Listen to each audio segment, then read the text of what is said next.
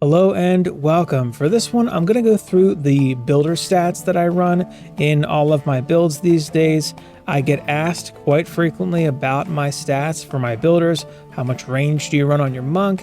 What are your apprentice stats for DST? Stuff like that.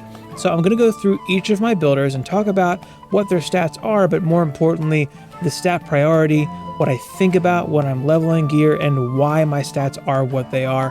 I'll have YouTube chapters set up and timestamps in the description, so feel free to skip around. I'll start with my apprentice here. He's pretty simple. I'm all in on power for the upgrades on my gear. Ideally, you would want to look for all 4 tower stats, but you can go without Fortify on some of your gear. Ideally, your towers aren't getting hit and they'll probably be on a buff beam with armor. So that's going to help if you have low Fortify, but ideally all 4 tower stats, and I'm going all in on power on literally everything. Every point for my pet, my accessories, all of my gear, it's all in on power. Now, you can go all in on your rune power points here too, but here's something interesting. Mainly we're building DSTs, but we're also building flame bursts sometimes, and they do a lot of damage. They're a good tower. They should be considered. So one thing to look at here, I'm at 304k DPS on my DST and 234.4 on my flame burst. So if I go in here and I pull out a couple hundred points from power and throw it into defense rate, what I'll find is I got an extra 5,000 DPS or so on my flame burst, and I've actually got an extra 1,000 DPS almost on my DSTs.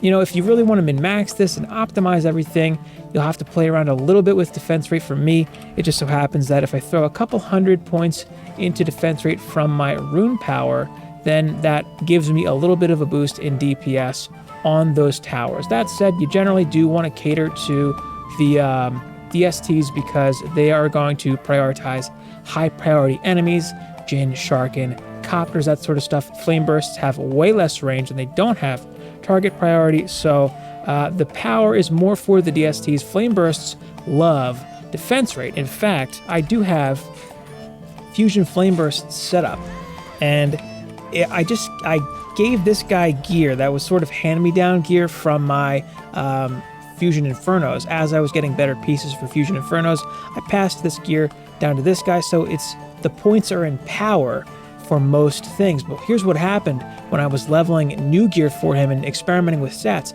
I kept adding more and more defense rate, and the DPS just kept going up and up for these. So flame bursts have a very different stat priority. They are much more attuned for defense rate than power.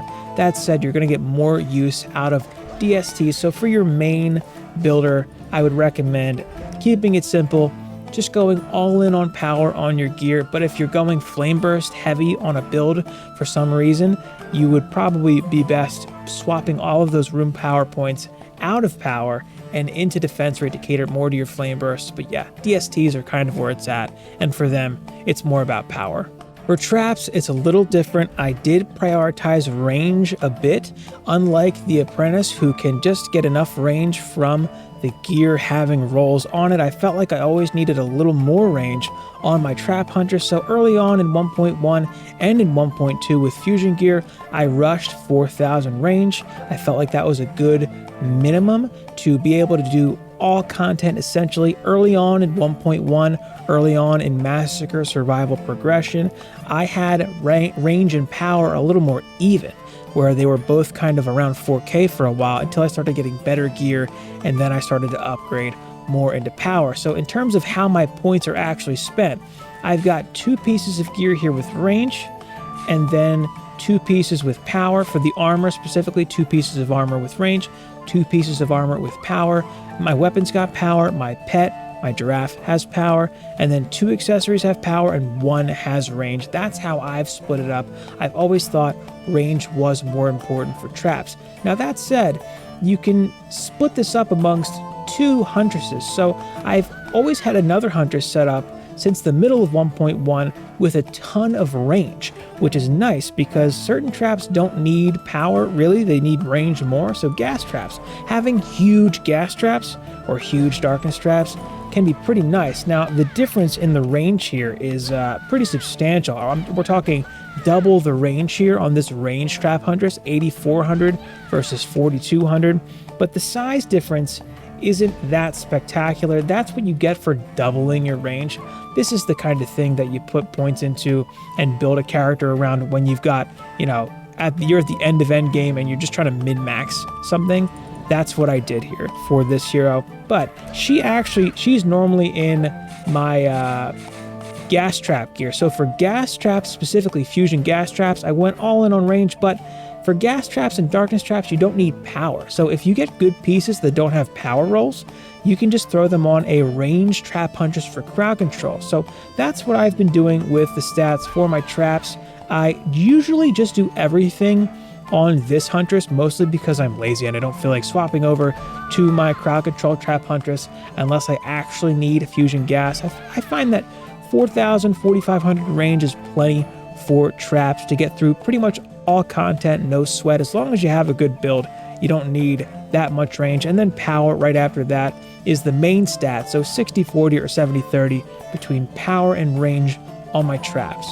The stat priority on my auras is actually pretty similar to my traps. Power is the main stat, but I do go into range somewhat. I've got range upgraded on one of my pieces of armor here. Yeah, just the chest has range upgraded. The other three are power, but then my weapon, I've upgraded range for that as well. The giraffe and everything else, the accessories, that's into power, but that gives me enough range for this armor anyway, because it's pretty good so far. At least as far as fusion armor goes, it's pretty good. But that gives me the ability to shift around between 4,500 and 5k range pretty comfortably. 5k is kind of a luxury. That's about as much as I'd ever really want to get to anyway. I used to run 5,500 range, really not necessary. But the thing is, I do like being able to run bigger auras if I need to. Sometimes, some builds, I just like having that extra coverage. It can make a pretty big difference sometimes. So it's kind of similar to the Huntress, where it's 60-40, but power is the priority and range is secondary. And then I do want all 4 tower stats for this gear as well. Fortify is pretty important. Defense rate is the lowest priority stat. Notably, on an aura monk, defense rate does affect the DPS on your electric auras, and that's going to be a big deal. Your electric auras, how much damage they do, that's going to be a big deal for you. But I do actually have fusion and snares set up here, and it's more about range for those. They actually don't need defense rate at all. Defense rate does absolutely nothing for ensnares and strength drain. So actually on the gear for my fusion and snares, I don't have defense rate on 3 of the pieces because you don't need it. That's no big deal. I've actually got this guy set up as a hybrid with he's got fusion damage and projectile count on his weapon, and armor is upgraded. And I think I actually upgraded vitality on this piece. Sometimes I play this hero actively to have a fourth fusion defense in my deck. Fusion and snares that's a good hybrid to run. I also have, while I'm at it, I'll just show what I've got. I've got a hybrid electric aura monk as well that sometimes I play actively during the waves, depending on what I'm doing. He's got a DPS weapon here, and I upgraded on his gear range and armor.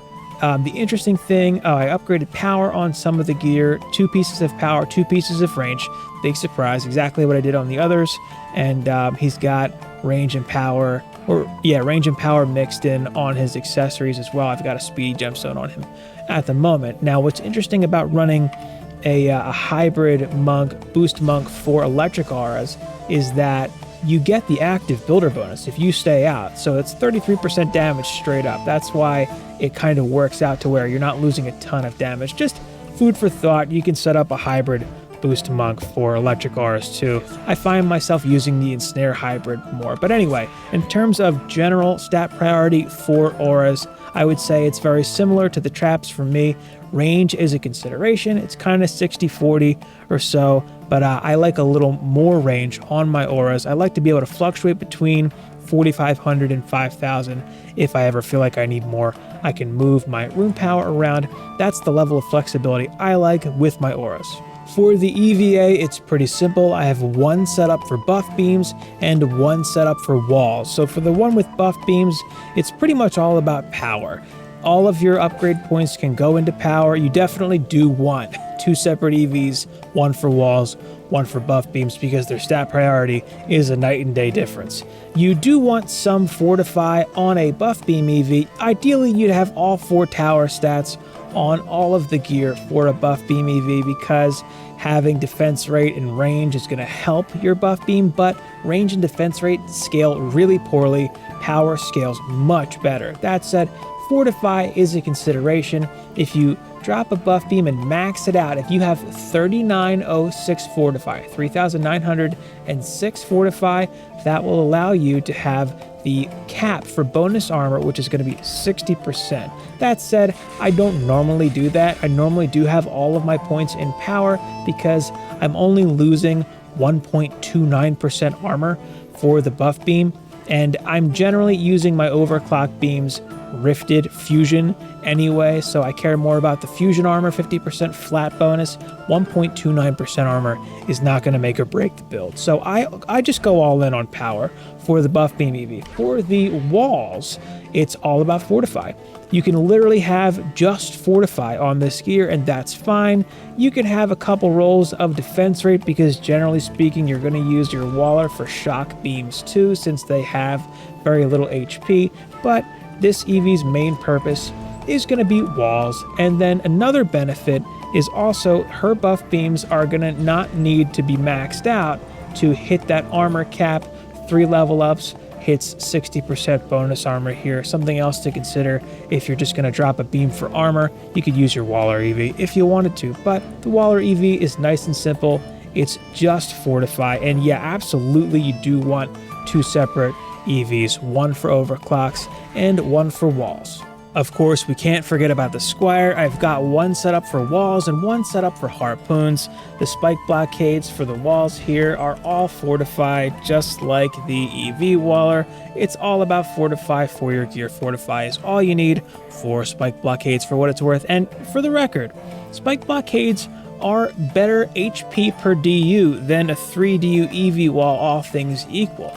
Just for what it's worth, they're not completely out of the question in terms of usefulness, and harpoons are more about being cool than being useful, but I've got all of my points into power on my gear for harpoons, and I've got some of my points here into defense rate. I found that this ratio, it's a little over 2 to 1. It's more defense rate than 2 to 1, but that seems to be the optimal point for DPS on the harpoons. I'm at 288 here. If I take any of that defense rate away and put it into power, I lose DPS. I'm at 284.9. So that's where I have it. I don't use him much, or really at all. One day I'll get fusion harpoons set up and good to go. But yeah, that is what I would do in terms of stat priority for a builder Squire.